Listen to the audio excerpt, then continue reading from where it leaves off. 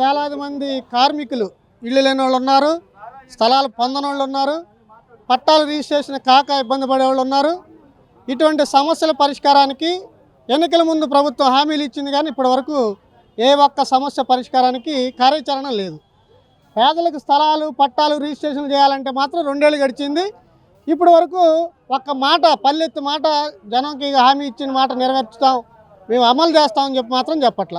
ఇదే ప్రభుత్వం కార్పొరేట్ కంపెనీలకు మాత్రం మీరు రండి అన్నీ ఉచితం, 99 సంవత్సరాలు 99 పైసలకే ఎకరం లీజుకి ఇస్తామనే పద్ధతిలో ఆర్భాటమైన ప్రచారాలు చేసి వాళ్ళకి స్థలాలు అప్పచెప్తున్నారు. ఇది దుర్మార్గమైన చర్య.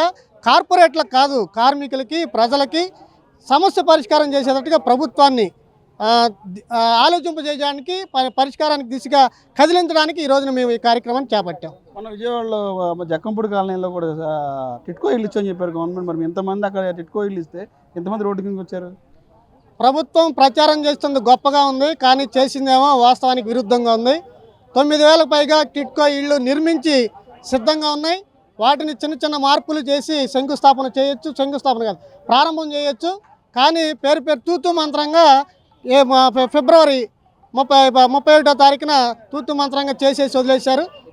ఈ మార్చి 31వ తారీఖున తూతు మంత్రంగా వాటిని ప్రారంభోత్సవం చేసేది కొద్దిమందికి ఇచ్చి చేతులు దులుపుతున్నారు తప్ప చాలా ఇళ్ళు ఖాళీలు ఉన్నాయి. చాలామంది లబ్ధిదారులు ఉన్నారు, అవస్థలు పడుతున్నారు, కాగితాలు పెట్టారు, అధికారుల చుట్టూ తిరుగుతున్నారు. వాళ్ళకి మాత్రం టిట్కో ఇల్లు రాలా. మరి ప్రభుత్వం ఎవరికి ఇచ్చింది? అబద్ధాలు ఎందుకు? ఇచ్చిన వాళ్ళు ఎవరో బహిర్గతం చేయండి. మీ కార్యకర్తలకు ఇచ్చారేమో, అదే ఇచ్చినట్టుగా మీరు ప్రచారం చేసుకుంటున్నారేమో. అసలు వాస్తవ లబ్ధిదారులు మాత్రం అధికారుల చుట్టూ ఆఫీసుల చుట్టూ తిరుగుతున్నారు. ఈరోజు కూడా చాలామంది వచ్చారు.